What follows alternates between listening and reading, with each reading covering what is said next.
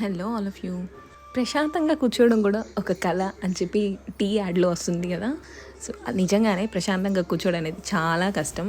మన మైండ్ ఎప్పుడు ఏదో ఒక థాట్స్తో రన్ అవుతానే ఉంటుంది. కానీ ఎప్పుడైతే మనం ప్రశాంతంగా ఒక దాని మీద ఒక థాట్ మీద మనం కాన్సన్ట్రేట్ చేసామో అప్పుడు ఆ పర్టికులర్ థింగ్ గురించి మనకు కొన్ని క్రియేటివ్ థాట్స్ వస్తాయన్నమాట. సో ఆలోచించడం తప్పు కాదు, ఎప్పుడు ఒకే దాని గురించి ఆలోచించడం, మీకు ఆన్సర్ తెలిసినా కూడా ఆలోచించడం మాత్రం తప్పే. ఏదో ఒక ఆర్ట్ వీడియో పెట్టాలి అని ఆలోచిస్తున్నాను, కానీ పర్టికులర్ థింగ్ మీద మాత్రం నేను ఆలోచించట్లేదు. సో అలా ఒకరోజు నాకు అనిపించింది ఈ పీటని ఏదో ఒకటి మోడిఫై చేద్దాం అనుకుంటున్నా. ఎందుకంటే ఇది చెక్క పీట అనమాట. సో మా అమ్మ దీన్ని ఏ విధంగానూ యూస్ చేయట్లేదు, చాలా బరువు ఉంటుంది అండ్ వాటర్ పడితే పాడైపోతుంది అనేసి. సో దానికి పెయింట్ వేసి కొంచెం నీట్గా ప్రజెంట్ చేద్దాం అనుకున్నాను. నా ప్రయత్నంలో వచ్చిన థాటే ఇది. ఇవి oil paints, so water resistant paints అనమాట. ప్లెయిన్గా పెయింట్ వేస్తే ఏమంత బాగోలేదు. సో దాని మీద మళ్ళీ ఇంకొక డిజైన్ వేద్దాం అనుకున్నాను. ఇంకా మెలికల ముగ్గు కంటే బెస్ట్ డిజైన్ ఇంకేం ఉండదు, చాలా కల వస్తుంది.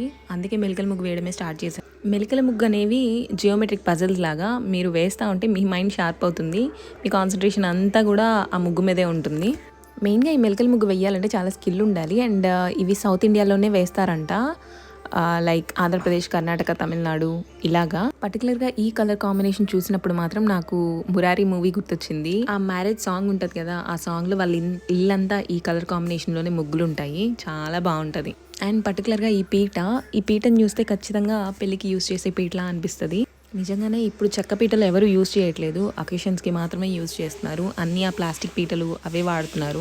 అవి వాడకూడదు అని కాదు, కానీ ప్లాస్టిక్ పీటల కంటే కూడా చెక్క పీటలు చాలా స్టడీగా ఉంటాయి అండ్ డ్యూరబుల్ కూడా. మనం పొరపాటున ప్లాస్టిక్ పీటలు ఎండలో పెట్టామంటే అయిపోతుంది వాటి పని. బట్ చెక్క పీటలు అలా కాదు, లాంగ్ లాస్టింగ్ ఉంటాయి.